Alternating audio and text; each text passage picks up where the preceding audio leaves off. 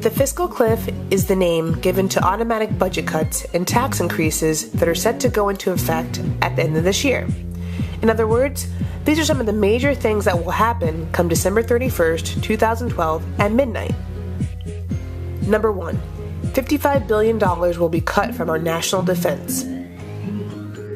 Number 2. $55 billion will be cut from other random programs such as education, food, inspections, travel safety, you name it. Number 3. Everyone's taxes will be raised, which in this economy can hurt and will hurt an abundance of people.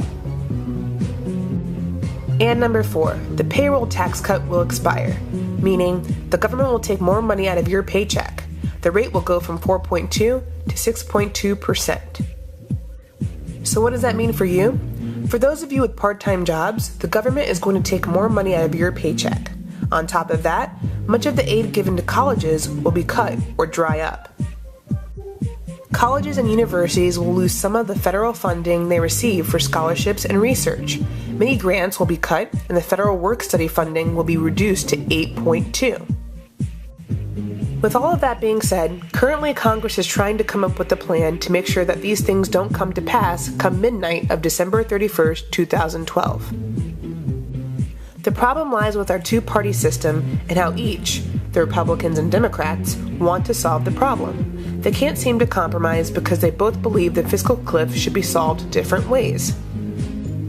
Many economists predict that if an agreement is not reached and the spending cuts and tax increases go into effect, the U.S. economy will go into another recession.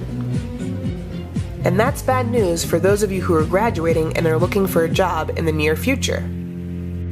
The latest CBS poll shows that 77% of Americans believe the fiscal cliff will hurt them personally, and like most politicians and critics, 70% of Americans want a compromise solution between the Republicans and Democrats in Congress. Some people may argue that we should have taken care of our debt immediately to have avoided this cliff altogether, while others believe that we could avoid the recession by lowering our taxes and giving out more money to other programs would jumpstart the economy. Choose your stance on the fiscal cliff situation.